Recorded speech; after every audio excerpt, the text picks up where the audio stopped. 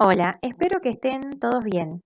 En esta oportunidad vamos a estar resolviendo la segunda parte de fenómenos de superficie correspondiente a la guía de ejercicios prácticos.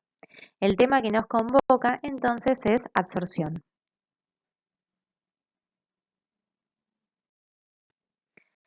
Vamos a comenzar resolviendo el ejercicio número 1 que se encuentra en la página 8 de la guía. Dice así: se estudió la absorción de una serie de ácidos orgánicos sobre el óxido férrico. Los resultados se corresponden a una isoterma de absorción de Langmuir. Los siguientes datos fueron obtenidos para cantidades absorbidas a saturación.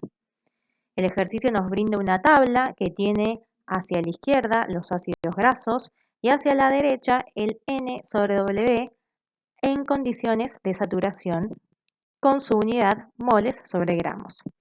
Más abajo, el ejercicio nos pide calcular el área por molécula para cada uno de estos ácidos sobre la superficie saturada, sabiendo que el óxido férrico tiene una superficie específica de 3,45 metros al cuadrado sobre gramo.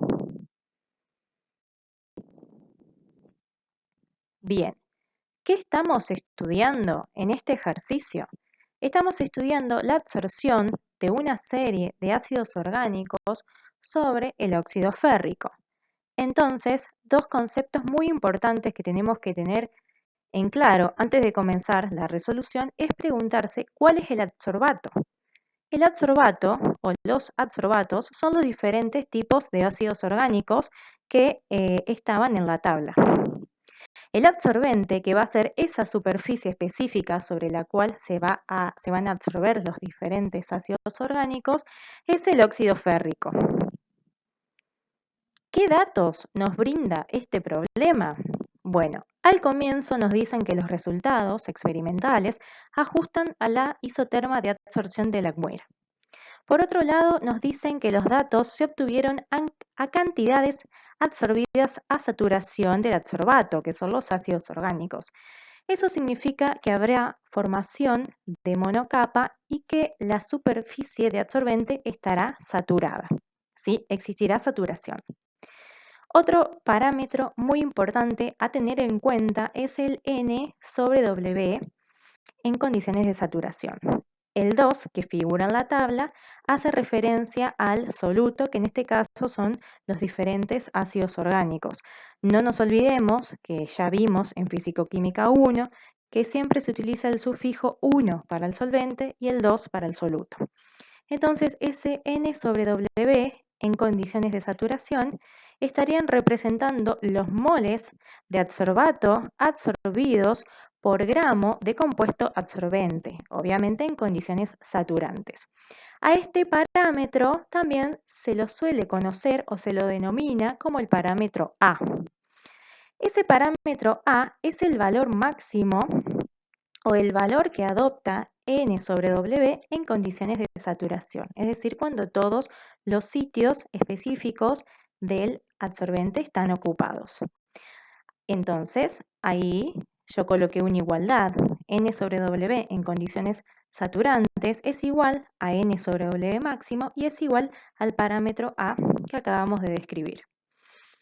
Otro dato que nos brinda este problema es que cada gramo de absorbente, en este caso el óxido férrico, expone una superficie específica de 3,45 metros al cuadrado, o lo que es lo mismo decir que la superficie específica del óxido férrico es 3,45 metros cuadrados sobre gramos. ¿Qué nos pide el ejercicio o qué tenemos que dilucidar? Bueno, nos pide calcular el área por molécula, que está representado por esta letra, para cada uno de los ácidos orgánicos sobre la superficie saturada de absorbente.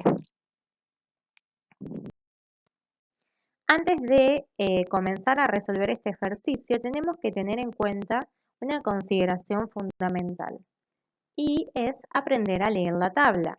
La misma contiene dos columnas, hacia la izquierda los diferentes tipos de ácidos orgánicos y a la derecha los valores de N sobre W en condiciones saturantes con su unidad que es moles sobre gramos. Y presten atención porque por fuera del paréntesis N sobre W en condiciones de saturación está multiplicado por un factor de 10 a la 5. Eso significa que el valor real fue multiplicado por ese valor. Por lo tanto, para seguir trabajando con el n sobre W en condiciones saturantes real o con el parámetro A real, debemos dividir cada número que figura en la tabla por 10 a la 5, o lo que es lo mismo, multiplicarlo por 10 a la menos 5. Lo segundo que debemos hacer, también importante, es agregarle a esta tabla dos columnas más, como vamos a ver en la siguiente diapositiva. De esta manera vamos a tener el n sobre W en condiciones saturantes o el A real. Fíjense que yo coloqué en esta columna que está pintada en rosa 10 a la menos 5 por dentro del paréntesis que me indica la unidad, que son moles sobre gramos. Eso significa que, por ejemplo, para ácido acético, el valor de n sobre W en condiciones saturantes o el A real es 3 por 10 a la menos 5, y así sucesivamente para todos los ácidos orgánicos.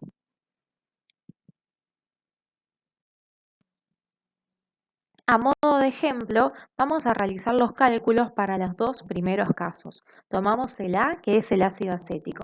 Un dato extra es que el mismo contiene dos carbonos, o sea, está formado por dos carbonos.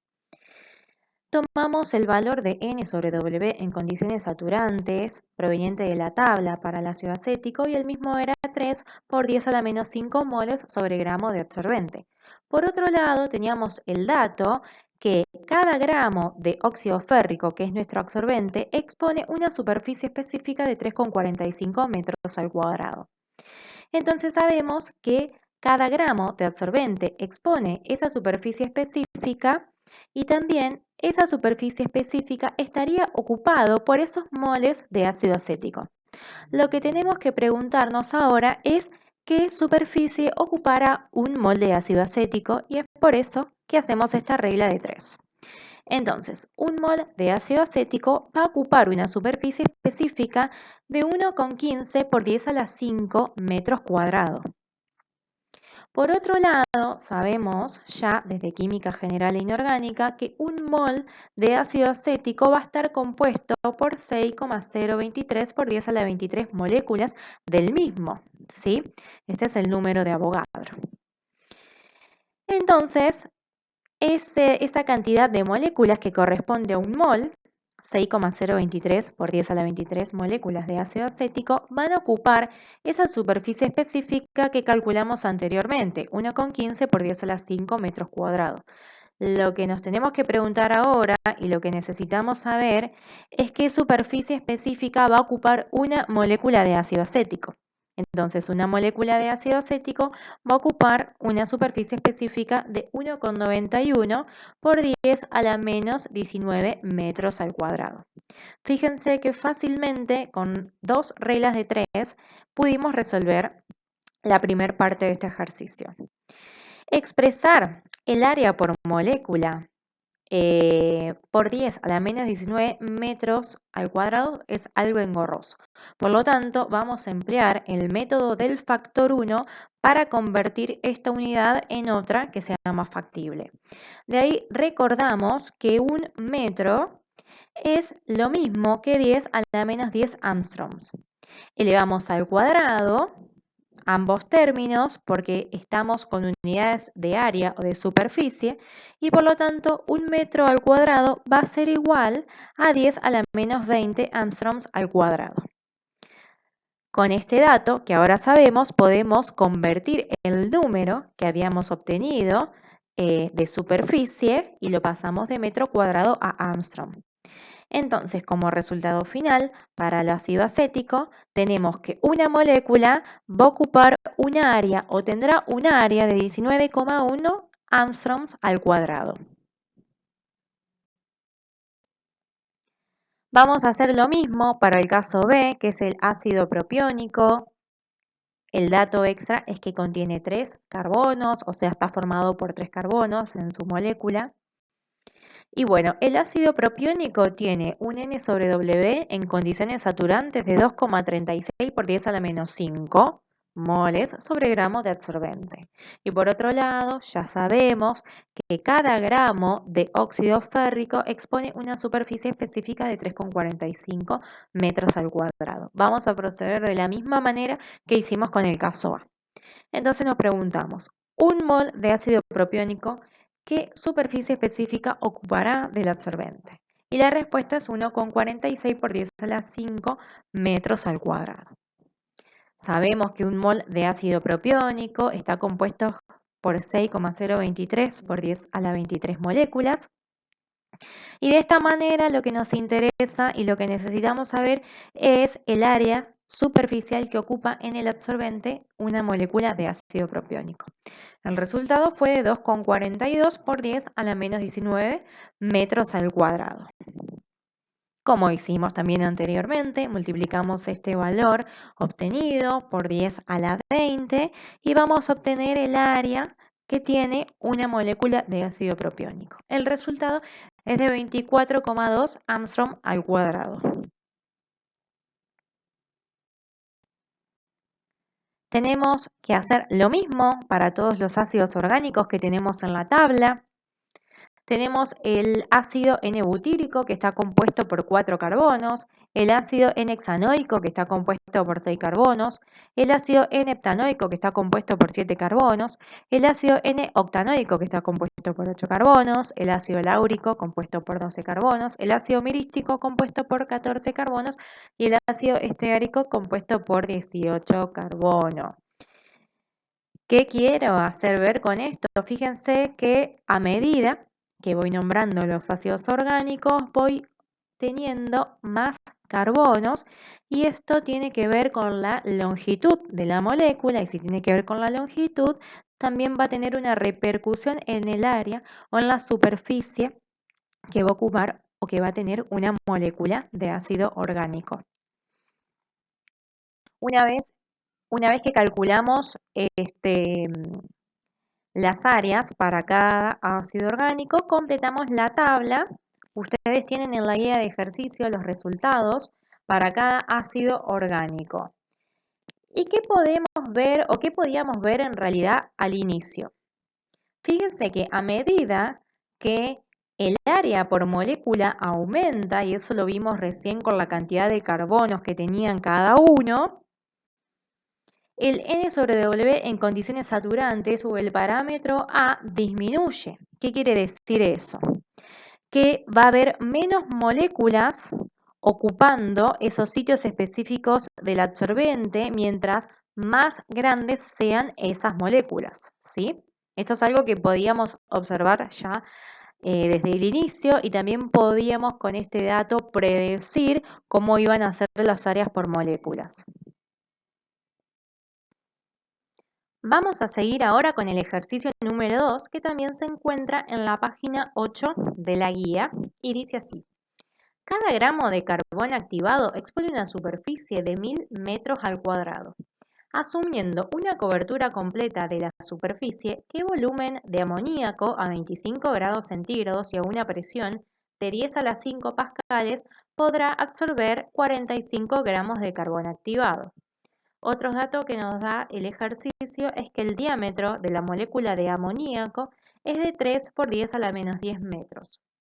Y se asume que las moléculas están en contacto entre sí en un plano, según un arreglo tal que 4 esferas adyacentes tienen sus centros en los vértices de un cuadrado. Entonces, nuevamente nosotros nos tenemos que preguntar qué estamos estudiando en este ejercicio, qué tipo de absorción estamos estudiando.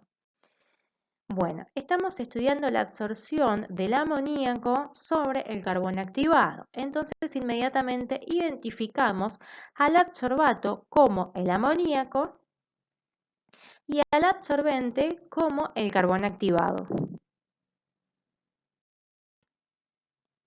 ¿Qué datos nos brinda el problema? Bueno, nos dicen al inicio que cada gramo de absorbente de carbón activado expone una superficie de 1000 metros cuadrados, que la superficie se encuentra cubierta completamente, la temperatura de 25 grados o 298 Kelvin, la presión de 10 a la 5 pascales o 0,98 atmósferas, la cantidad de absorbente con la cual contamos es de 45 gramos, nos dan el dato del diámetro de una molécula de amoníaco, que es 3 por 10 a la menos 10 metros, o como aprendimos en el ejercicio anterior, 3 Armstrong. Y a lo último nos dicen que asumamos que las moléculas de amoníaco están en contacto entre sí en un plano, con un arreglo tal que 4 esferas adyacentes tienen los centros en los vértices de un cuadrado. ¿Qué tenemos que dilucidar en este ejercicio? Bueno, nos piden determinar el volumen de amoníaco que se absorbe sobre la superficie de carbón activado bajo esas condiciones de estudio. Bien. Tomamos el dato del diámetro de la molécula de adsorbato, que es el amoníaco, sabíamos que es 3 por 10 a la menos 10 metros. Imaginemos que este círculo de color amarillo es una molécula de amoníaco. Ahí, con esa línea en color rojo, estamos señalando el diámetro. Después tomamos la información que nos dieron al final, tal que 4 moléculas de amoníaco se sitúan en un plano, van a estar adyacentes una con la otra y van a tener los centros en un vértice de un cuadrado. Realice un diagrama para que sea más fácil la interpretación y vamos a tener, por lo tanto, algo similar a el dibujo que tenemos en la zona inferior izquierda. Nosotros sabíamos cuál era el diámetro de la molécula de amoníaco y si sabemos el diámetro, ahora vamos a poder calcular el área que ocuparía una molécula que ahora va a ser un arreglo de estas 4 esferas, ¿sí? Entonces vamos a calcular el área que ocupa este rearreglo como 3 por 10 a la menos 10 metros al cuadrado. El área va a ser igual a 9 por 10 a la menos 20 metros al cuadrado. Es muy fácil calcular el área si tenemos el diámetro porque va a ser igual al diámetro al cuadrado. Entonces, ese va a ser el resultado para una molécula. ¿Cómo seguimos para resolver el problema? Bueno, nosotros sabíamos que 1 gramo de carbón activado expone una superficie de 1000 metros al cuadrado. Entonces, la cantidad total de adsorbato que tenemos, que son 45 gramos, ¿qué superficie expondrá? El resultado es 45.000 metros al cuadrado. Por otro lado, sabemos que la superficie de carbón activado está cubierta completamente por el adsorbato, que es ese rearreglo de amoníaco. Entonces, ¿cuántas moléculas de este arreglo de amoníaco habrá sobre la superficie? Esa es la pregunta que nos tenemos que hacer. Vamos a llamar a este valor como n y para obtenerlo tenemos que dividir la superficie expuesta por el total de carbón activado que tenemos, que era 45.000 metros al cuadrado, por el área que ocupa un arreglo de amoníaco que habíamos calculado en la diapositiva anterior, que es 9 por 10 a la menos 20 metros al cuadrado. Nos da un total de 5 por 10 a la 23 moléculas. También sabemos que 6 con 0,23 por 10 a la 23 moléculas de amoníaco, que es el número de Avogadro, estaría representando a 1 mol de ese arreglo de amoníaco. Entonces, 5 por 10 a la 23 moléculas, que es el valor que acabamos de calcular, ¿cuántos moles estarían representando y cuántos moles son los que se encuentran en la superficie? El resultado es 0,83 moles.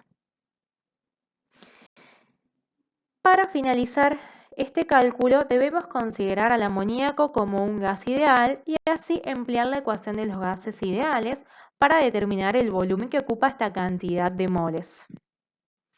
Entonces sabemos que P por B es igual a nRT, despejamos B, queda igual a nRT sobre P.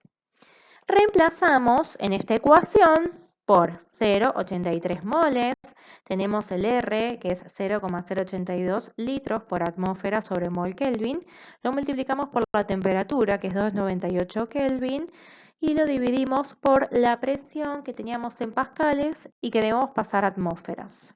Y da como resultado 0,9869 atmósferas. El resultado final del volumen que ocupa esta cantidad de amoníaco es 20,55 litros. Entonces, para finalizar, la respuesta completa al problema es que bajo las condiciones de trabajo expuestas anteriormente, el volumen de amoníaco absorbido sobre toda esa superficie de carbono activado será de 20,55 litros. Vamos a seguir resolviendo el ejercicio 6 que se encuentra en la página 9 de la guía de estudio de absorción. El mismo dice: los valores de delta H y delta G, ambos estándares, para la absorción química de un colorante triacínico sobre carbono activado a 298 Kelvin son menos 43 kilocalorías por mol y menos 9,2 kilocalorías por mol respectivamente. El inciso A nos pide calcular la constante de absorción a 298 Kelvin.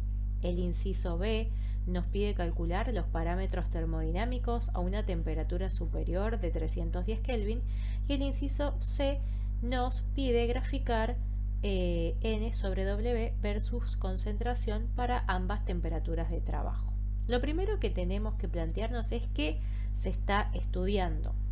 En este problema se está estudiando una absorción de tipo química de un colorante sobre el carbón activado.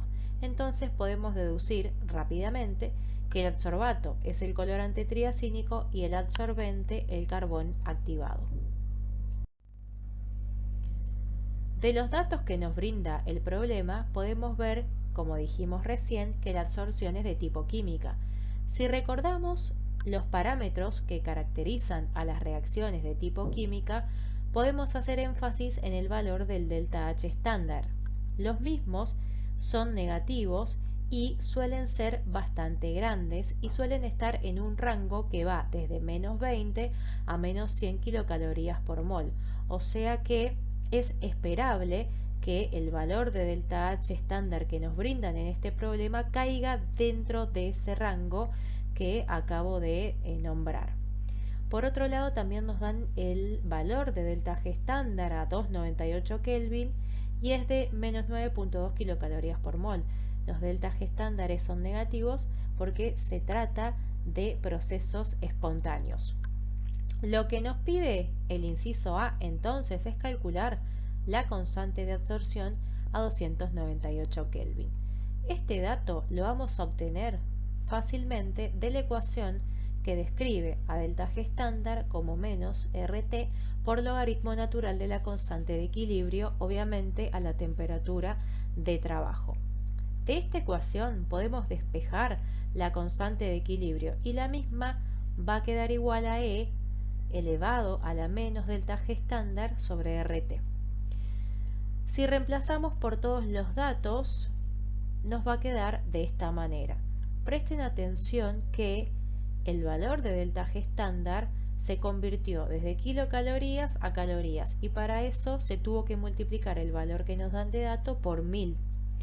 Entonces, una vez que coloco todos los datos, fíjense que la caloría se me va a cancelar con la caloría, el Kelvin con el Kelvin y el mol con el mol. De valor de R utilizamos a 2 calorías por mol. Es conveniente ya que el valor de delta G que nos dieron de dato está en esa unidad de energía.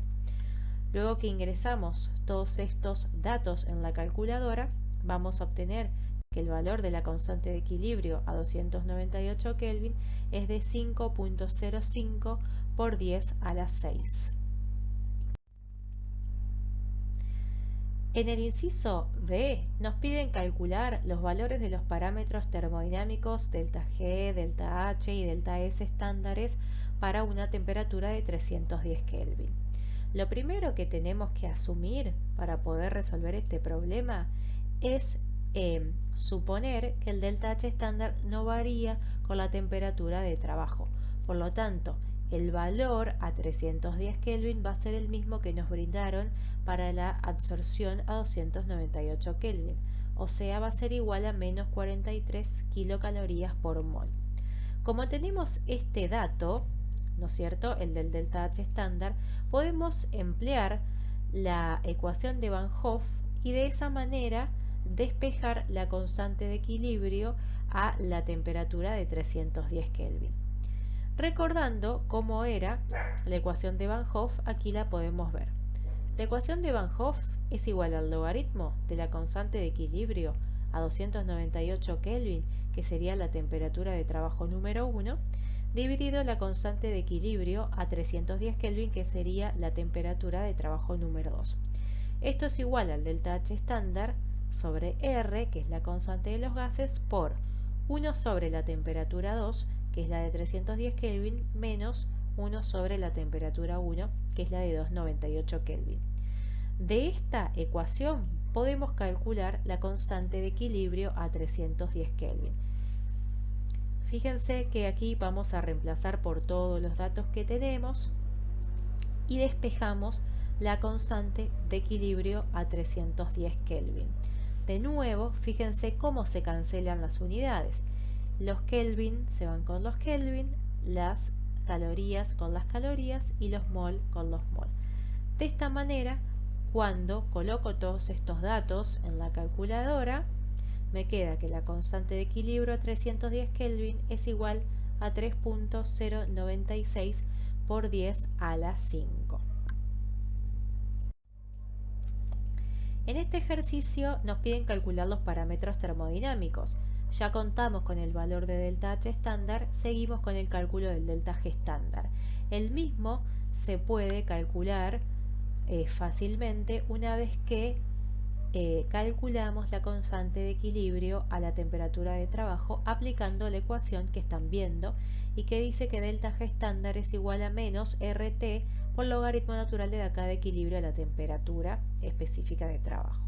Si reemplazamos por los datos que tenemos, el delta G nos va a quedar igual a menos 7.837 calorías sobre mol. El tercer parámetro termodinámico y el único que falta calcular es el delta S.